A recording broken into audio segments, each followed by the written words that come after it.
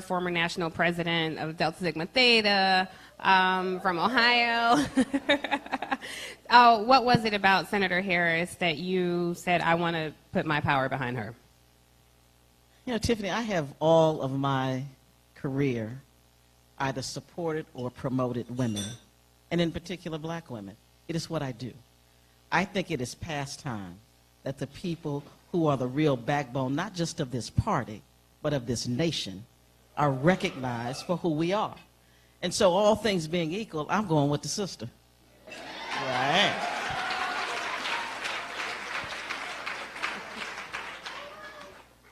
Well, for people who still need some convincing that she is the candidate, that there is a path to victory for her, what do you say to those folks? Well, I'd say two things. One is, if we support her, she will win. Don't ever let anybody tell you she cannot win. And don't listen to polls. Because if the polls were right, I would not be sitting here now, because Hillary Clinton would be the president of the United States. So don't listen to that. She's a great candidate. She's smart. She knows government. She is tough. She can stand toe-to-toe with Donald Trump. But most importantly, she is passionate about serving people. The only job she has ever had was to represent people in this country. She's never gone out and tried to make a lot of money in the private sector. She works for the people.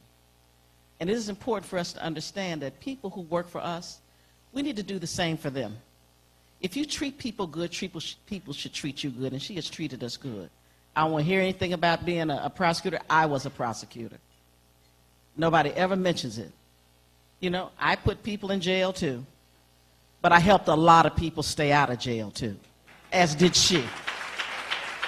You know, we should not like people because they do a job we don't like. Somebody needs to speak for mothers who lose their children in the streets.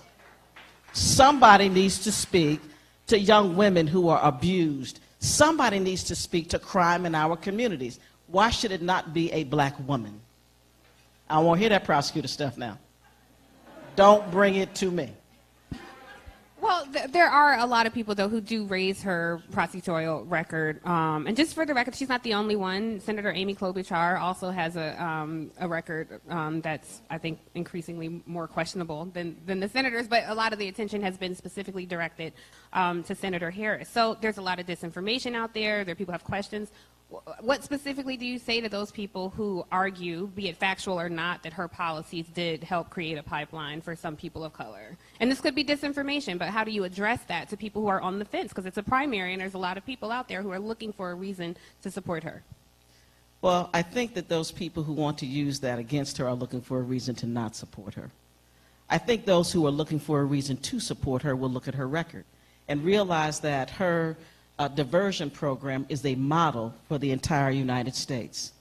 That her work to make sure that housing is fair, that people are not cheated out of their money when they try to buy a house, is the model for the entire United States. That her jobs program for drug offenders is the model for the United States. So maybe she did some things you don't like. Everybody does something I don't like. But it doesn't disqualify them, because we, quite frankly, hold ourselves, or shouldn't say hold ourselves, we judge more harshly people who look like us than we do anyone else. It is time to be fair. Others have done things we don't like, but you just say, oh, that's okay. No, it's not okay. Let's make sure that we treat everybody the same on the same playing field. And if you do, you will find that she will come out on top every single time. So I know you have to run and we have limited time. You know, listen, the speaker told me I better come back to work. I got to go back to D.C. But quickly before you go, I want you to talk a little bit about why you're going back to D.C. and because it really relates to the senator. She is one of the most targeted people by foreign adversaries on the campaign trail. We in this room as black voters are some of the most targeted people. So tell us a little bit about why you're going back to D.C. and what you're working on to address these kind of voter suppression and foreign election interference issues. Thank you, Tiffany. I am the chair of the subcommittee on elections for the House of Representatives. We have just completed a report about how they are suppressing our vote. I have traveled to 10 states. I have talked to hundreds of people, collected thousands of pages of data, talked to civil rights organizations to try to put together a definitive report so that we can use the data that we've collected to now fully reinforce and support the Voting Rights Act. If you remember, Shelby gutted the Voting Rights Act and said that the formula was unfair because we can't show under current circumstances that these bad actors of 20 years ago are still bad actors today. Well, not only does our report prove that they are still bad actors, but we're going to add some more to that as well. So today we're trying to roll out a report, trying to put it together, and so the speaker has called a meeting at 1 o'clock. So I need to get back to Washington. I'd much rather stay here. But this report is a big deal. So I want you to look for it. It should be rolled out in the next few days. It is a comprehensive discussion and data collection as to why the voting rights is still needed today more than ever. You know, I always say the more things change, the more they stay the same. Now it's just a new way of trying to keep us from voting. Right. Well, before you leave, I just want you to help me, please, and the audience, I'll ask your help as well, to please help us welcome to the stage Senator Kamala Harris.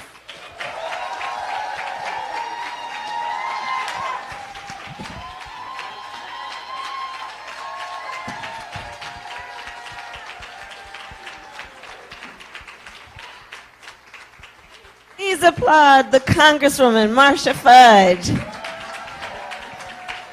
And I said this, we had a little meeting earlier today, and I said this in front of some of our leaders, but I just want to say this publicly. Marcia Fudge is an incredible national leader. She is a voice always that speaks truth, even when it may make people uncomfortable, but it needs to be spoken.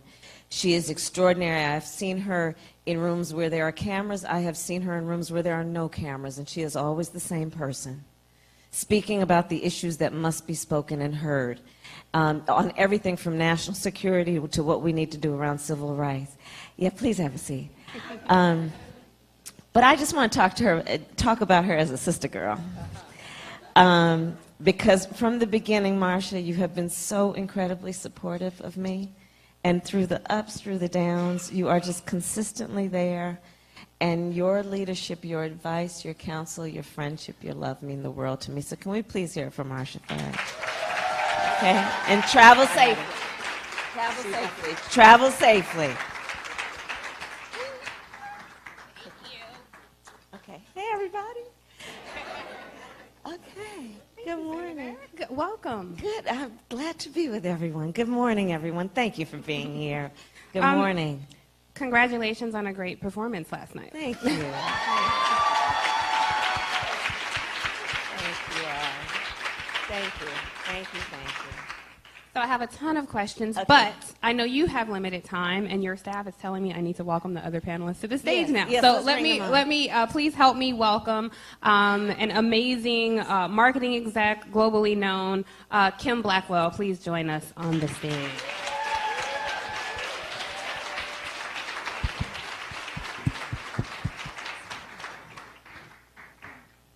And thank you. And we're also joined by one of our hosts for the day, Linda Carr, the CEO and president of Higher Heights.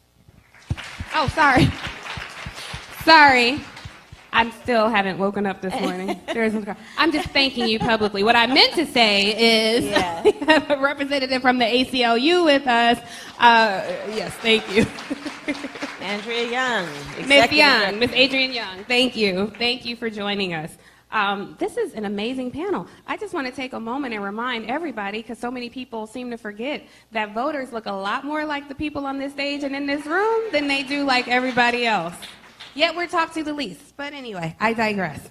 So back to last night. It was an amazing performance. I think it was really great for America to see some contrast between you and the other candidates. Yes. And I want to start with there were so many moments you had last night, but I want to start with the moment you had with Mayor Pete Buttigieg, because I think that really spoke to what a lot of black voters wanted to hear.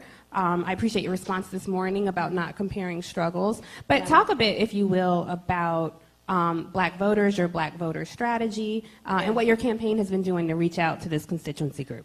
Thank you, Tiffany, and to everybody on the stage and everybody here. There's so many leaders in the room and certainly on this stage, and I'm honored to be with you and under one roof together, because I know that so many of us are often the only one like us in a room. And so I hope that everyone can use this moment to also look around the room and remember that when we are in those rooms, seemingly the only one, that we're all together in that room. And let's always remember that and hold that close. So you mentioned, I did an interview after the debate, and I talked about the fact that those of us who have been involved in civil rights for a long time, we know that it is important that we not compare struggles. It is not productive, it is not smart, and it is strategically, it works against what we need to do, which is build coalition. There's so much of my work that has been grounded in, as the slogan of my campaign, for the people, which is, in its essence, a statement about the fact that we agree that a harm against any one of us is a harm against all of us, and therefore that no one should be made to fight alone. So we know that in our ongoing fight for civil rights, if any one of us starts to differentiate ourselves in a certain way, and in particular what he did on the stage, it's just not productive, and I think it's a bit naive. In terms of what we need to do around outreach, you know, Marcia talked about her report. Stacey Abrams has been an extraordinary leader. You know, we would be calling her Governor Stacey Abrams were it not for voter suppression. And so, you know, I tend to be a realist, right, which is that, okay, so this is what we got. What we have is a situation where in 2013, the United States Supreme Court gutted the Voting Rights Act. And immediately thereafter, at least 24 states started passing through their state legislatures laws that were specifically designed to suppress the black vote. And in some areas, the Latino vote, in some areas, the Native American vote, in some areas, students from voting. And to the point that we'll all remember in North Carolina, the Court of Appeals said that that state had written a law that with surgical precision, were the words that were used in the Court of Appeal review, was designed to suppress the black vote. So the challenge that we have in activating folks to vote is a very real one, because there are historical and current institutional barriers that have been designed to suppress black folks from voting, including what has happened here in Georgia around the purging of the voter rolls. So what do we do about that? Well, we need to litigate, we need to support the ACLU, we need to support all of the folks who are doing the work on the ground to fight against that. But we're going to also have to support, you know, our faith-based community, our nonprofit organizations that are helping people get around the obstacles to voting so that they register to vote and they have the willingness and the support to stand in line while they otherwise have to work 2 and 3 jobs to vote. We also have to deal with the misinformation campaign that is what is the Russian interference. That is real. I am the only person on the debate stage who serves on the Senate Intelligence Committee, and have therefore been in what's called a SCIF meeting with the American intelligence community with classified information about the threats to our national security and hotspots around the world. We just recently published our report about how when Russia decided to attack America's democracy, because it is a long-standing foe, right? It is a long-standing, we have a long-standing relationship of conflict. So they said, well, you know, we can't build an army because they don't have the economic power or the military strength that we do to attack us that way. They said, well, let's attack America based on one of its strengths, which is that it is a democracy, you know, flawed though it may be, and compromise the American public's confidence in their election system. So that was the design, right? That was the purpose. And then they said, okay, let's get them going at each other. And then they tested out a couple of ideas to see what would generate heat. Almost think of it like a science project, right? What would generate the heat? And guess what? In so doing, they exposed America's Achilles heel. The thing that generated the most heat was race. So the irony of it is that this is now not only a matter of civil rights and social justice and equality, this is now a matter of national security. And the concern I have, and you have, I'm sure, read, and there's a Wall Street Journal article, others, my campaign has often been the #1 target of Russian bots in this election. And it's a misinformation campaign. And so on top of the, you know, what I call the classic voter suppression, we now have a misinformation campaign in addition. And, you know, as we were talking about it earlier, you know, we've got to figure out ways to remind folks to not get played. And part of that is, and I know Andrea has some ideas about that based on the work you're doing with the ACLU, how we inform people about, to know when they're being played in terms of somebody's trying to trigger their emotion versus their reason. And also know where to refer people in terms of trusted sources of information, like Higher Heights and other places where they can go to get reliable information that they can trust. So I'm going to get to you, Ms. Young, in 1 second. I want to stick with you on black voters because Okay, there is, your polling numbers, if you trust the polls, Yeah. are not great with black voters. Same with Pete Buttigieg. I noticed the difference is Pete is still considered a viable candidate, even though the path to the White House leads directly through black voters. And the media has all but dismissed your candidacy, even though you still have a groundswelling in some places with Right. some people. One, I know the answer, but why do you think that is? Uh-huh. And two, what are you doing to connect with those black voters who are still on the fence and say, I want to Yeah. like her, I don't know her? Yeah, so two things I'll point out. One, the top three, if you will, that the press and the polls say are the top three. Let me just say one thing. If I ever listened to a poll, I would have never run for any office I have run for. And I would have never won. So, but the top three polling have been on the national stage for decades. One was, most recently ran for president in the last race and was in the race for a long time. One was appointed by President Bill Clinton and has been on the scene for a long time because of very good work. And another was the vice president for 2 terms under what was arguably the most popular president in the history of our country. So the challenge that we have is to introduce ourselves. And that is the challenge. And so one of my biggest challenges is getting up on TV in Iowa, because it's expensive. And unlike, some candidates, there's a candidate who came into the presidential race with $10 million that she transferred in.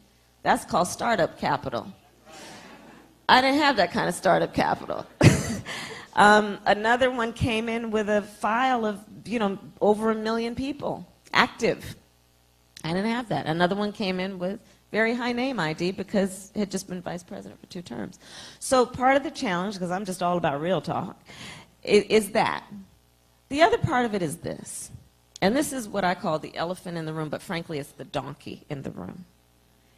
And it's this conversation about electability. And I've begun to talk about it at my town halls wherever I am, and here's how it goes.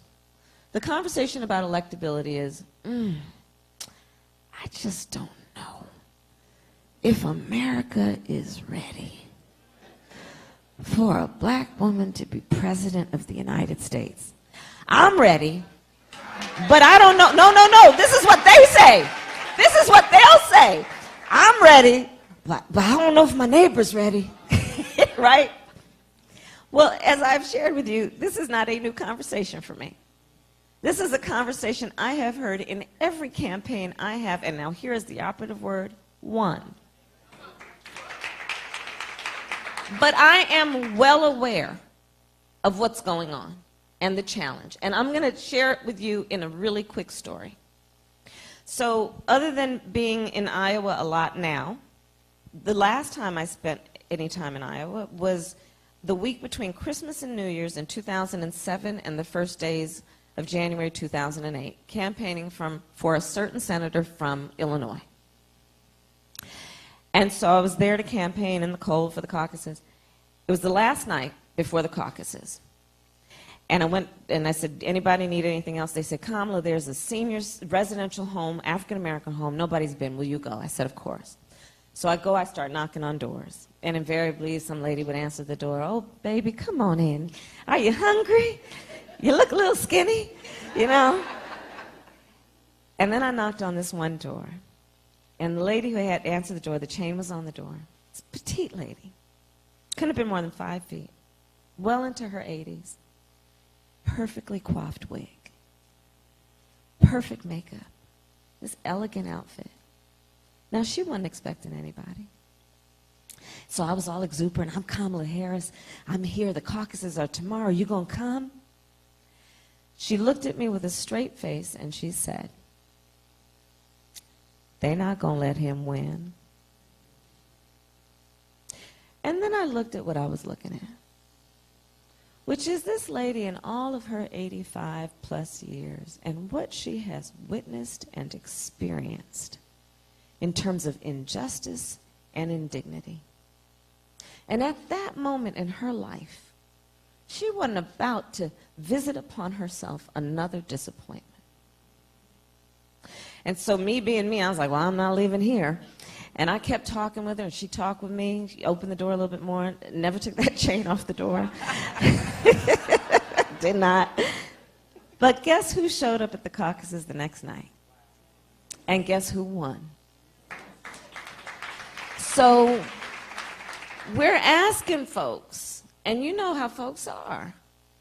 I want her to win, but I don't know if she can. And especially, you know, again, real talk. This is not 2007.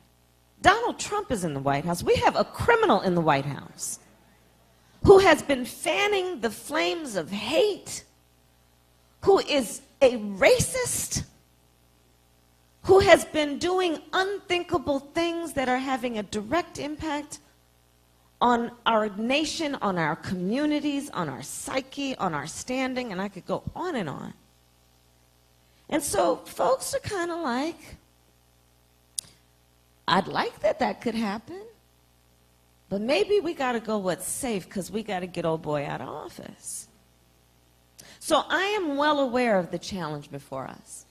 I am well aware of the challenge in that there were a lot of people who put heart and soul into the idea that we would have the first woman president, and the disappointment that still lingers from that night in November of 2016, where people who worked so hard on that campaign have been saying, maybe America's not ready. I am well aware of the challenge before us, but here's where I stand on this. There is nothing we have ever achieved that has been about progress that came without a fight. And in particular, black women know that. And we know, because we are always deep of faith and in our ability to know that we can see what can be, unburdened by what has been, and when we believe and have faith that it is possible, we make it happen. So, but I'm aware of the challenge before us. And I'm aware that, you know, folks are like, well, you know, I don't want to be disappointed, but so here's our challenge. And look, I'm up for the challenge. I have faced this challenge before. I like a good challenge. But do you think electability is your only issue in the black community, specifically among black voters? It is, no, it's not. One of the issues is that I got to introduce myself. Another is electability. I mean, you know, black voters are not monolithic. They're like any other voter. Right. So there are a variety of issues that black voters consider and think about. Right.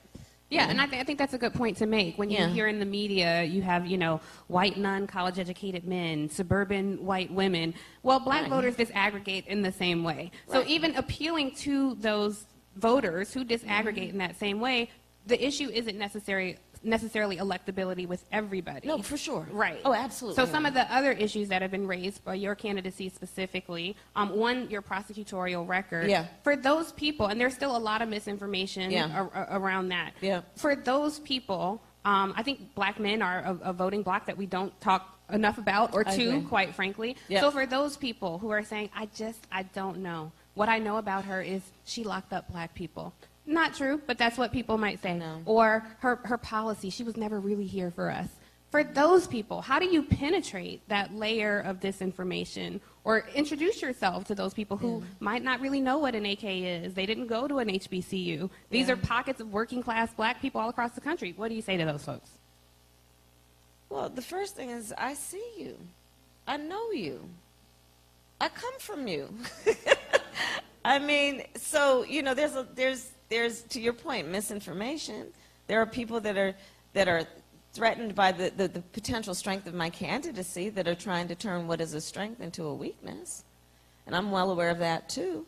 But what do I say? I say that I have been and always have been a fighter and a leader on a variety of issues. In the United States Senate right now, I am leading the charge on what we need to do around black maternal mortality, knowing black women are 3 to 4 times more likely to die in connection with childbirth than other women, knowing that this has nothing to do with socioeconomic or educational level. It literally is because that is a black woman walking into a doctor's office, a clinic, or a hospital and not being taken seriously. It is the work I've done on criminal justice. Look, I am fully aware, I decided to go up the rough side of the mountain. I was raised knowing the injustices in the criminal justice system. I experienced it. Nobody had to teach me about that. I didn't acquire the language to talk about criminal justice since I started running for president. In fact, I dare. I mean, you look on that debate stage, there are people on that debate stage who wrote the crime bill, who voted for the crime bill, who have not had the language to know what this is about until just the last couple of years. Are you kidding me? Where were these folks when I was creating a national model around what we need to do to end mass incarceration and the war on drugs, when I created one of the first in the nation programs focused on, in particular, young men, but young women also, who had been arrested for drugs, and getting them jobs, to the point that it became a model for the country. You can talk to progressive prosecutors around the country today who will say my work in those early years was a model for them of what could be done. The Holder Justice Department, Eric Holder, under the Obama administration, designated my work when I was district attorney as a model of innovation for the United States. I was doing the work also of focusing on issues like our young women in the criminal justice system. Let's talk about that too. I was dealing with the fact that all these young women were being arrested and called teenage prostitutes. And I knew that most of them had come from the foster care system, had dealt with all kinds of abuse in their lives, and were prey for predators. And so I said, no, this has got to stop. First of all, they are not criminals. And I created a safe house, saying instead of them being arrested and put in juvenile hall, they should be given a place where they are given support, understanding who they really are. As district attorney, there would be women who would show up at my office on a consistent basis, knocking at the front window. I want to talk to Kamala. I only want to talk to Kamala. The receptionist would come get me. There's another mother here. I'd bring her back to my office and sit her on my couch, and she'd cry and talk about how nobody was taking the killing of her baby, her adult son, seriously. How had she lost her child because of cancer or a car accident, maybe somebody would have respected the depth of her grief. But instead, she was being treated like she should have expected it to happen, and her son being treated like, her black son being treated like a statistic. And she would say to me, why isn't anyone investigating this? Where is justice for my family? These are the experiences I've had. Now, I am fully aware, to your point, Tiffany, I am fully aware that there is this whole meme, Kamala is a cop. It breaks my heart Because here's the thing. Are we saying that when people have the ability to make a decision about who's going to be charged with a crime, how the case is going to be treated, that we don't want it to be somebody who comes from the same community, somebody who goes to the same church, somebody who has their children in the same schools? No. To reform systems, we've got to be everywhere. And so that's the choice I made. That's the choice I made. I want to bring Ms. Young in this conversation because I think the senator raises a good point. There are memes out there. There's a lot of disinformation out there. You said something backstage that I thought was really interesting about if this disinformation makes you feel a certain way. So I just want you to talk a bit about that. So much of voter suppression is just that. It is preventing us from voting by whatever means necessary. So we have to deal with what the Secretary of State has done, from purging voters to when you go to the registration site online, they got a big sign that says it's a fraud to register, improperly. I mean, they make lots of psychological impacts to make it difficult for people to register and stay registered. I think Claire McCaskill said, I don't own a gun, but I don't lose my Second Amendment right to own a firearm if it's appropriate for me to do so. But the Secretary of State in Georgia thinks if you haven't voted that you should be pushed off the active voter list. And so that's something that happened just a few weeks ago, that 300,000 people in Georgia, duly registered Georgia citizens, were told, well, you haven't voted in a while, so we're going to take you off the rolls. One of the things we say at the ACLU is check your status. Now, all of us and all of our organizations that are represented here, download the app on your phone and make sure everyone in your network has their registration current and up to date. Our folks need early adapters to show us how to do that, but our churches, our sororities, our businesses, I was in the dentist's office and told my dental hygienist, make sure you download the app so we can have that impact all over the state of Georgia and all over this country to make sure that people are registered. And anything that makes you feel cynical instead of hopeful is not in your interest. That is not someone who has your interests at heart, because we do have the power. In this state, people of color are 40% of the electorate. 40%. And if we get out and vote for the people who stand for the issues that matter to us, we can totally transform and make this a state. And because, Senator, in Georgia, black women die in childbirth at 6 times the rate of white women nationally. In Georgia, half of our counties do not even have an OBGYN. In Georgia, we have not taken the Medicaid expansion, so hundreds of thousands of people who, all of us are paying taxes for the Affordable Care Act, but people who are eligible for Medicaid expansion are not getting it. So when we aren't voting and we're not an active part of the process, we are on the menu, and the policies that we care about are going to be taken away. And we also know redistricting is coming up. And Donna McLeod is here. She took a seat way that folks didn't expect her to get because people came out and said it could be done. Right? So we have the proof here. The power is in our hands, and anything that is telling you you don't have the power, you don't have the ability, you don't have the information that you need to cast a ballot in your own interest is not someone you should trust. Now, the ACLU will have information on candidates, where they stand on the issues, on criminal justice reform, on women's rights, on reproductive choice, on voting rights reform. People make their own decision. We are nonpartisan, but we are a provider of information, and if we give you a statistic, we have the receipts. Right. So you can trust our numbers. We have the source, we have the site, we have the data, and we are working along with a lot of coalition partners in Georgia. So, Senator, we are going to have a lot of third-party, a lot of nonpartisan activity to make sure that voters have the information that they need about where to vote, how to vote, when to vote, and to maintain their registration, and that we have the power to do this. 40% of the electorate in Georgia, not the children in the school, the electorate is people of color. So this is in our hands. Oh, thank you for that. Those statistics are staggering. They take your breath away. And when you consider the power of the vote here in Georgia and the outcome of the last gubernatorial election, I mean, it punctuates voter suppression happening all across this country. So on that, I do want to turn to Kim and bring you in. I mean, you are an influencer.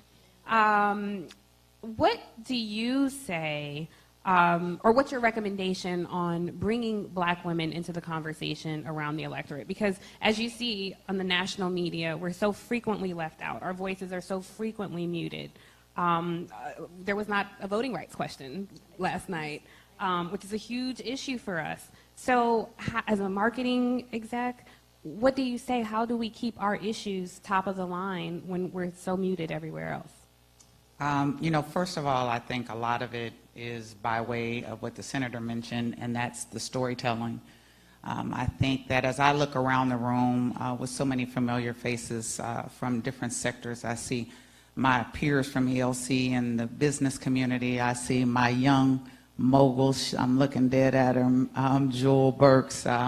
This young lady right here, this is why I'm here today, in the sense of mobilizing. I know the collective force that we have. This young lady right here built a company as an entrepreneur, sold it to Amazon. I know that there are a lot of female entrepreneurs that are in here, and for me, in looking at candidates and understanding what is it in their area of focus around economic mobility. I started my business right out of college in understanding that it was a strong learning curve. I see my friend Adrienne Trimble, she's the head of the National Minority Supplier Development Council. This is the group in where we understand that the fastest growing segment for entrepreneurs are women of color. And for me, it's not just starting a business, it's scaling a business. And understanding that as we build wealth through our businesses, we are able to create jobs. We are able to bring folks into the fold in a way that represents visually, but also through, we don't have the benefit of privilege. As business owners, we have to look at things by way of performance. We have to look at things, and you don't have to own a business. I look around the room too, and I know what the workforce represents. I see my friends here from the Coca-Cola company and all of the folks that they employ, whether it be in corporate or be out in the field. We have to understand that the power that you see on this stage is the power that we see out in this room. We have platforms. We have a way in which we can amplify. We have families in which we bring folks into the fold, and it is our job to educate. It is our job to make sure that people are receiving the correct information. How many times have we been in rooms and where we know that we are the only ones? I'm a business owner, but I also play in the space of venture capital. And so we took a business public on the New York Stock Exchange. But it wasn't for me, it wasn't good enough for me to be the only one in the sense of a black woman amongst a group of black men. My job is to make sure that as I'm looking around the room and I'm finding the jewels and I'm saying, get your butt to this thing on Thursday, that we find other women in this room who are looking for the same thing. So when I think back to you, Tiffany, and what it is that we need to do, we need to be informed. We need to mobilize. We need to spread the word in the sense of friend raisers. Campaigns cost money, just like businesses. And so when the senator mentioned capital, I bootstrapped my business. She's bootstrapped this campaign. And we need to make sure that we are pouring and investing because we believe in the return on the investment.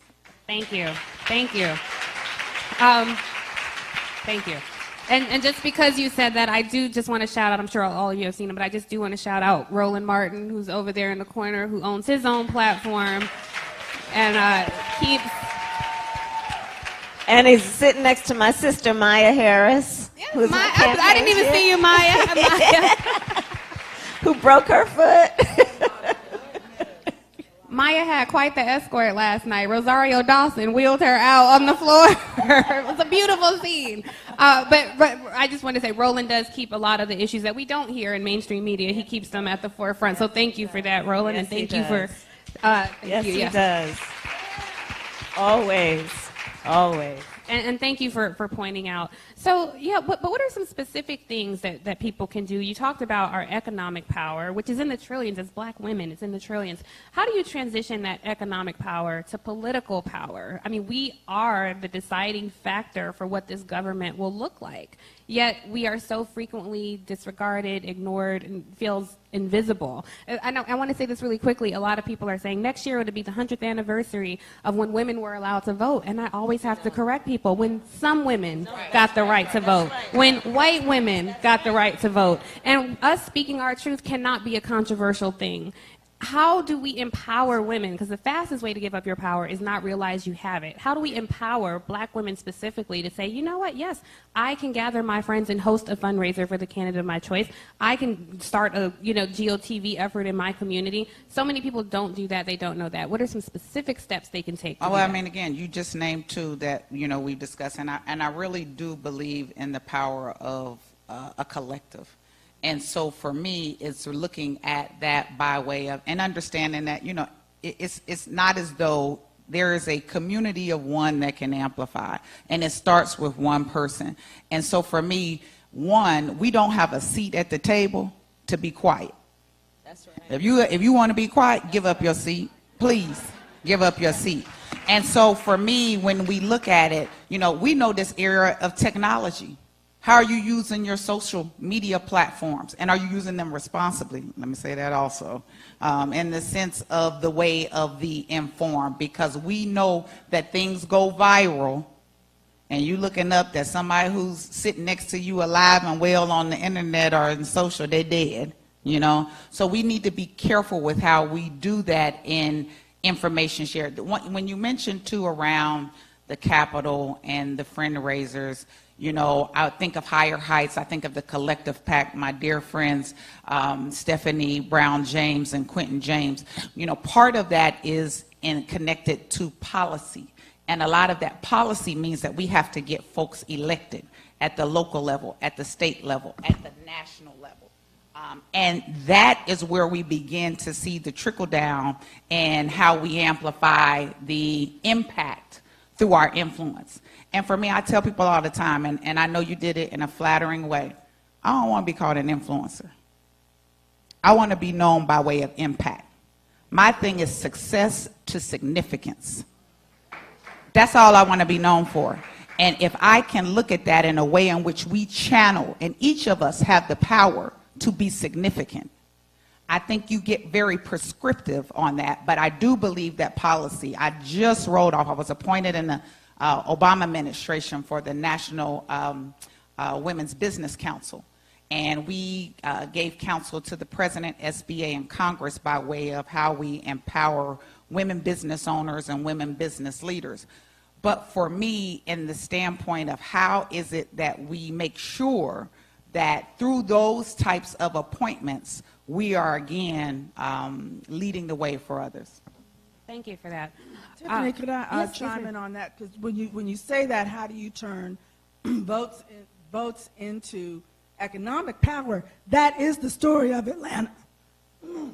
Atlanta, the mantra in Atlanta is the book, the ballot, and the buck. And so the doors that are open, we got Lori Billingsley here who's over-contracting at Coca-Cola. I mean, we didn't used to have those jobs. We have those jobs all throughout Atlanta. In corporate America, people are starting their own businesses because we have political power. And the promise of a Stacey Abrams as governor would have been to do for the entire state of Georgia, what Maynard and my dad and Shirley Franklin did for Atlanta in terms of making sure there is always access for diverse entrepreneurs, and it opens up the city for everybody. You know, when we do, minority, diversity folks will say, if you want to know how well a community is doing, look at how black women are doing. So when we are doing well, everybody is doing well, right? Our families are doing well, our colleagues are doing well, everybody is doing well. And so we are the barometer for whether or not you have a successful city. But people have to understand also, that goes with the cynicism, that the vote is directly related to what the money in your pocket, to how are you treated when you go to the doctor. Is there a way to go to the doctor? Do you have capital, you know, in your business? Is your mortgage going to be fair? You know, these are policies. We do what we can in Atlanta, but these are policies set at the federal level. And we have to have leadership at the federal level that's going to protect and make sure that people like us have an opportunity to thrive. Perfect. Thank you. So we will have a few minutes for questions. So I'll ask one more question while you all think of a question. If you have a question, raise your hand. So this will be my final question to the panel before we move to Q&A. I often say that covering the Trump administration is like trying to catch confetti. There's so much happening every day. He sends a tweet and, you know, the media runs after it, and that's the breaking news of the day. But there's so much happening on Capitol Hill. There's so much happening on the campaign trail. The result of that is, and I say this with all respect, is the dumbing down of the American electorate. People become disconnected, disengaged. They turn it out. They close their eyes, and that doesn't mean it doesn't exist when you close your eyes. It's still existing. Given this political environment, when people are just fatigued, like Wanda Sykes says, you know, black women are tired. Trump has cracked black. You know, we are tired. How? Not true, not true. We're still working, honey. We're still working here. We have not quit. But there are a lot of people who are just, they can't deal with it. How can we penetrate that fatigue and say, no, you as black people can decide what this democracy looks like. Your vote matters. I'm not a believer in saying, oh, you don't vote, you don't count. I'm not going to reduce any of us to a system that has fought so hard to keep us out. How can we bring those people in the fold? And for the people who do vote, how can we keep them engaged in what's happening? The misinformation about you, for example, they're not following the minutiae of politics. They're not reading 8 papers every morning like, you know, we are. So how can you say, this is who I am in this 30-second soundbite, in this, you know, social media clip? How can we do that? This is a legitimate question I've been trying to figure out for 20 years. So this is to the panel, whoever wants to take it. I'll start, but look, we got to fight. I mean, honestly, that's kind of a bottom line. And, you know, Coretta Scott King, I'll paraphrase, said the fight for civil rights, which of course is the fight for justice, the fight for equality, the fight for civil rights, must be fought and won with each generation. I think she had 2 points. One, it is the very nature of this fight that whatever gains we make, they will not be permanent. It's the nature of it. So we have to be vigilant. And the second point then is, knowing it's the nature of it, do not despair. Do not be overwhelmed. Don't, you know, pull the covers up over your head. It's the nature of it. So instead of throwing up our hands, let's roll up our sleeves. We cannot ever, as a people, afford to sit back and think everything's going to be okay without fighting to make it so. It will be okay as long as we keep our eyes open and we walk with our feet and we vote and we do whatever is necessary to be the powerful voices that we are. Everything. Look, Shirley Chisholm. Look, there is nothing we have ever achieved that has been about progress that came without a fight. Nothing. And we're up for it. And so I think part of it is to, like, let's all just get straight about this. Because if you're sitting back waiting for somebody to hand it to you, well, that's never been the case. And it never will be. And don't be mad at that. It's just the nature of it. And so that's why I say, let's also remember all of these fights came with some music. We figured out a way to have a good dance. We know how to laugh. We know how to hug each other and hold each other when we need to. That's why I said, I've decided I'm just going to be a joyful warrior. We can find joy in our fight. We always have. Because we know that it's about our ability. And this is the thing about black women in America. The work has been done. The experts exist. The words have been spoken about there is no one more fragile in terms of her safety and security than a black woman in America. Come on now. And what we know always, though, is knowing that we get out of bed every morning. And we get our hair done. And we do what is necessary, and we take care of those babies, and we take care of our men, and we take care of our community, and we fight having faith and having a belief and a vision, which we almost uniquely have the ability to do, because almost always nothing has told us that you can or should have that vision, but we still do. And we then fight to get there. That's where I am right now. I'm saying, look, I don't have time for anybody who's going to, no, seriously, right? Who's going to sit back and just think that it's just going to happen if we don't participate. So, of course, I have time for them. Don't misquote me. I'm just saying that we have to sit down and say, you have power. We each have power. And the beauty of who we are is that unlike the guy in the White House who is got so many things upside down, doesn't understand, we understand that the true measure of the strength of an individual is not based on who you beat down, it's based on who you lift up.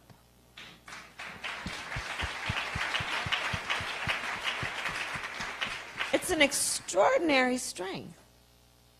And we do that every day. And so we just have to remind each other and everyone else, see what we can do. We can lift people up, and that's a sign of our strength. And so don't anybody ever let anybody tell you you are small, you are insignificant, you are without power. We know our power. My mother had many sayings, and one of them is she would say, Kamala, don't you ever let anybody tell you who you are. You tell them who you are. Right? So that's how I think about this moment. Thank you. Can I just add just real quickly? I mean, and my answer to your question is going to seem a little bit more like a testimonial, but I hope it leaves something for the room. All I know, as a black woman building a business is to play big, and I think for this room, we need to take and own our power. I believe that if we can get focused and as a collective, and it is going to be because all of us united around one goal, one mission. Madeleine Albright says, and some of you have heard me speak, and especially to groups of women, there's a special place in hell for women who do not support and help women. And I believe that. And so for me, as I look at, what lies ahead, it's, again, in my testimony, in the faith and the promise of the work, of the intent, of the impact, of the influence, and bringing others along, because I honestly have seen by witness and favor that it can be done. Thank you. Thank you. Yeah, Yes, please. Yeah, so, it's about the work. Again, here we are in Atlanta. When my dad ran to be the first African-American elected from the Deep South since Reconstruction, we didn't have early voting. We didn't have online registration. We didn't have Sunday and Saturday voting. We voted on a Tuesday, and the day of election, it was the pouring rain. And he won by the margin of the number of people that we took to the polls, that we drove to the polls. So the work matters. The work you do, phone banking, canvassing, fundraising, calling your neighbors, all of that matters. And the margin will be based on the work that we do to make sure that everyone in our sphere of influence makes it to the polls. And if we do that, we will have the results that we want. Thank you for that. I think we always have to correct people when they say black women are going to save the country. Black women are saving themselves. The country benefits. So on that note, all right, we don't have, so let me just say we're going to take questions from the audience. Let me say with love, we don't have time for testimonials. It has to be a question. The senator has a hard out. Her staff is texting me right now. She has a hard out. So if I cut you off, I love you, but it does have to be a quick question. So who, yes, ma'am, you. Okay, I'm going to get you, and then I'll go to Brooke. So 1 second, sorry. Go ahead. Good morning, Senator Harris. My name is Sonia Brown. I'm a prosecutor working for District Attorney Sherry Boston. They tell us in trial all the time we should have a theme of 3 points. As a prosecutor, what would be my theme of 3 points that I can tell everyone why it's important to have someone with your experience running this country? Well, one, the theme is justice is on the ballot. And all of the various injustices we know, from race to economic injustice, we can go down the list, right? I have the experience of working on almost every issue that we are discussing. Mine is not the background of just writing a paper about it or giving a lovely speech about it. It's actually doing the work. 2, to win, because we know what the fight is, to win, we need someone on that debate stage who can go toe-to-toe against Donald Trump. I have taken on Jeff Sessions. I have taken on Bill Barr. I have taken on Brett Kavanaugh. And I will take on and defeat Donald Trump. But the next point that is equally important is this. To win, we also need to be able to build back up the Obama coalition. And that means about understanding that within the beauty of the diversity of who we are as a nation, the vast majority of us have so much more in common than what separates us. And it means the ability then to unify not only the party but the country. But I want to be really clear with everybody about my definition of unity.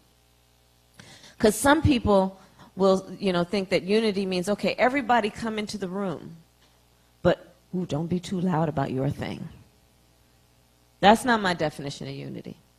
My definition of unity is that no one's concerns are marginalized, and that everyone is given equal voice and equal priority. But those 2 last things in particular are going to be critically important, because we got to win. There is too much at stake. We have to win. And I do believe I'm uniquely situated to be able to do that. Perfect. Yes, ma'am.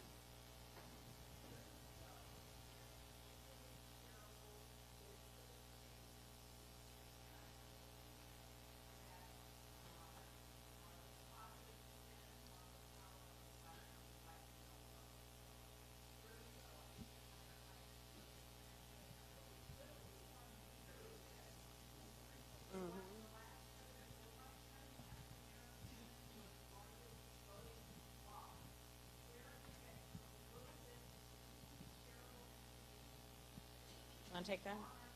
Want to take it?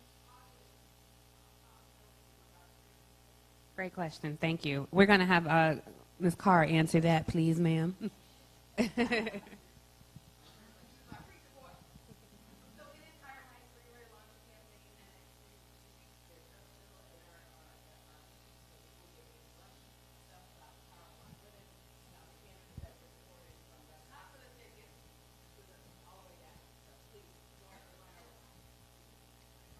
But some of that starts with following these organizations. And then if you all can make it so that folks can repost it, then that makes it easy.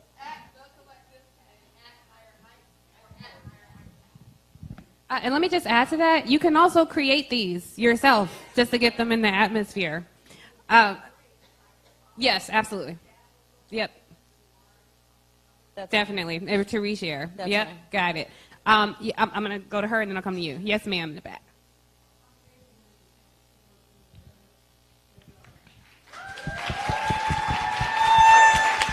Thank you, Roland. And what I want to know is, first I want to thank you for the great presentation on last night. We were there. And there are about, I just counted quickly that I can identify, it's about 6 at least elected officials. Sherry Boston from DeKalb, Donna McLeod from Gwinnett, Senator Valencia C. from Riverdale, Joe Karn from Fulton County. I got some people running South Fulton, Linda Pritchard. And what we want to know is, are you willing to fight for and in Georgia? Because we believe that with the team that I just named, we are on the ground. We can actually help you win Georgia. I agree with you. I agree with you. I agree with you. And I agree with you completely. And you know, I've been to Georgia supporting, I campaigned for your mayor, Keisha. I campaigned hard for her. I have campaigned for Stacey Abrams. I have, and I will continue, and it goes back before then. But I also want to say this: not only yes, yes, yes, yes, but I also intend to be a president who actually comes back to help you build up the state party the way that you want and need to, with the support not only from all of the resources that you have naturally and on the ground, but giving you the support as you desire and as you dictate it will be helpful, and meaning me coming back to Georgia on a constant basis. And, you know, and I'll tell you, I've been coming to Atlanta in particular for years and years and years. And yes, I have spoken in your church. I have sat down with you. I have sat down with Kasim. I have sat down. I can go on and on about the mayors of Atlanta. And Atlanta is the birthplace in so many ways of black politics in America. And so I give honor always to the history and to the current leadership that is here. And so yes, yes, yes to all of that. Thank you. Thank you. Thank you. Thank you. Thank you. Okay, so the senator has to have time to take some pictures with some of you, so we're going to have our last question from you, and the faster you ask it, the faster everybody can answer. How can we, as women, black women, influence younger women? As a woman, I picture strong, younger girls, like, you know, between 18 all the way up to 32, and I'm 52. So I have to constantly be that go-to person. It's time to vote. You know, I'm always calling and texting, you know, my little mentees. So how can we influence them to get, you know, more involved? Well, one way is to just remind them of what's at stake for them in the election. And it ranges from, you know, I mean, one of the issues that we will always and need to talk more about that impacts us directly is the issue of the climate crisis. You know, in so many of the southern states in particular, you know that, in Georgia, you know that, it is the folks who live on the coast, it is the folks who live in, you know, in areas that have been the traditional dumping grounds that are most at risk and have been most at risk because of the environmental crisis. And over the next 12 years, if we do nothing, it will be irreversible. So when we're talking to young voters, including our young women, this is something they're aware of. They know about it. And who is president of the United States is going to have everything to do with it. Right now we have a person in the White House who is denying the science. He has said that wind turbines cause cancer. They don't cause cancer, they cause jobs. And so that's an example. Let's talk about student loan debt. Here, right, huge issue. You know that. I mean, so many of I've met more young college graduates who have talked to me about how they are seriously concerned they may not be able to have children. Why, I ask? They say, Kamala, you talk so much about children, I may not be able to have any. Why, I ask? Because I don't think I can afford them. So let's talk about student loan debt. My policy for student loan debt is, one, I'm going to take the profit out of the system. I'm going to get rid of interest-free loans. It'll be free community college. It'll be debt-free college, and also loan forgiveness for people who make less than $100,000 a year. And then if we want to talk about people who go into teaching and go into mental health, both of which we need, because by the way, if a black child has a black teacher before the end of third grade, they're 13% more likely to go to college. If they've had 2 black teachers, they're 32% more likely to go to college. And so things like student loan debt, and I could go on and on down the list. Let's talk about reproductive health care. What has happened here in Georgia, what has happened in places like Alabama, where these state legislatures have passed these laws that are essentially going to cause, and this is not an extreme statement, it will cause black women to die. Poor women, women of color will die because of these policies, because rich women will be fine in terms of they can go to wherever there will be a physician-assisted treatment. But there will be whole communities of women who cannot afford to go to those places, and in their desperation will be exposed to things that will harm them physically. And so these are the issues that are on the table. I'm running for president to say I will always stand up to protect a woman's right to make a decision about her own body. We want to talk about what empowers women. What did you I don't know if y'all saw the Brett Kavanaugh hearings when I asked him, well, can you tell me about, is there any law that tells a man what he can do with his body? And the answer was, no. Well, I'm running for president to say, guess what? What we're going to do is that any state that passes a law that interferes with a woman's constitutional right, according to Roe v. Wade, we're going to have a pre-clearance requirement, which means that that law has to be reviewed by my Department of Justice for constitutional compliance with Roe v. Wade, and if it does not comply, it does not go into effect. These are just some of the many issues that are at stake. And not to mention this, one of the most powerful tools in the hands of the President of the United States is when she holds this microphone. And with it comes the ability to change perception about so many things, including who can do what and what that looks like. And all of these things are at stake. All of these things are at stake. One of the reasons I decided, Tiffany, to run for president, it was, it was a real tough decision that I made with my family. And it really did come down to the fact that I knew I needed to be on that stage so that Maria Christina and others could see somebody, so that they could go to school and say, there's somebody that's just like me who's running too. And, that's why we need everybody to be engaged, because there's so many women here who are the first to do what you do.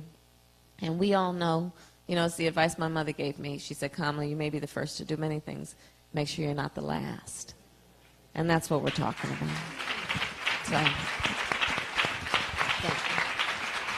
Let's have one rousing applause for the senator and our other panelists. Thank you so much.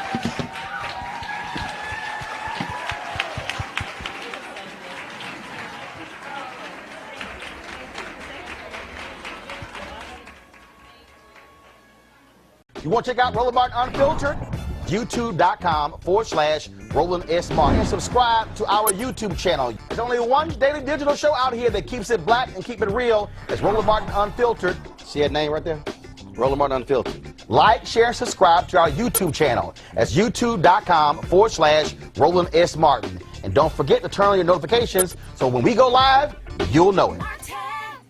Hey everybody, this is your man Fred Hammond, and you're watching Roland Martin, my man, Unfiltered. Hi, this is Essence Atkins, and you're watching Roland Martin Unfiltered. Hey, yo, Peace World, what's going on? It's the Love King of R&B, Raheem Devon, and you're watching Roland Martin Unfiltered. Hi, my name is Brescia Webb, and you're watching Roland Martin Unfiltered. Well, I like a nice filter usually, but we can be unfiltered. What's going on? This is Tobias Trevelyan. And if you're ready, you are listening to and you are watching Roland Martin Unfiltered. What's up? I'm Lance Gross, and you're watching Roland Martin Unfiltered. Hi, this is Cheryl Lee Ralph, and you are watching Roland Martin Unfiltered. I mean, could it be any other way? Really? It's Roland Martin.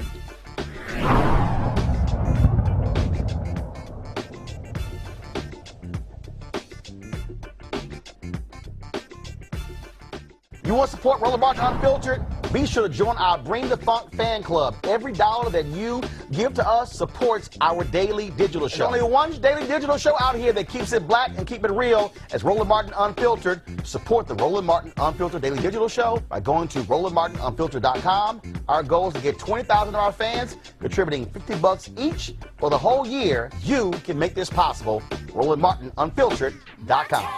Hey fam, want to check out Roland Martin Unfiltered, the blackest show on all of digital, cable, and broadcast. Check out our audio podcast.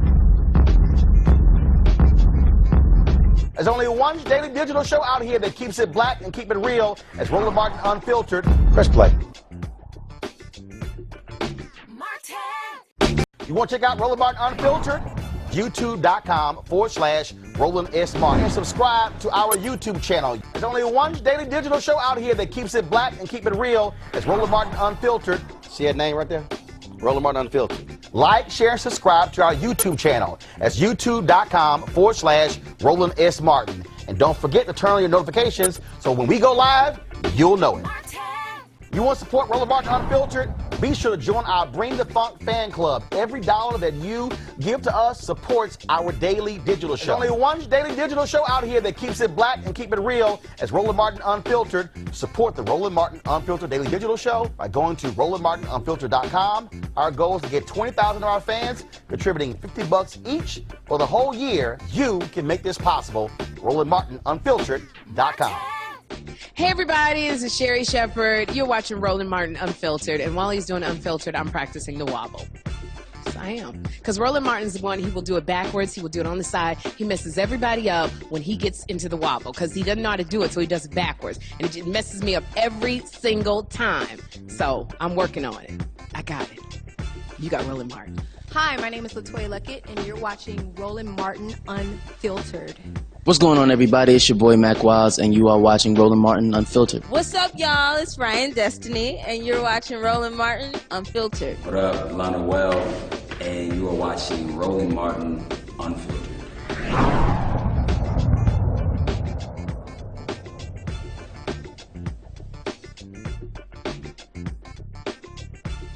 Hey fam, want to check out Roland Martin Unfiltered? The blackest show on all of digital, cable, and broadcast. Check out our audio podcast. There's only one daily digital show out here that keeps it black and keep it real. As Roland Martin Unfiltered. Press play.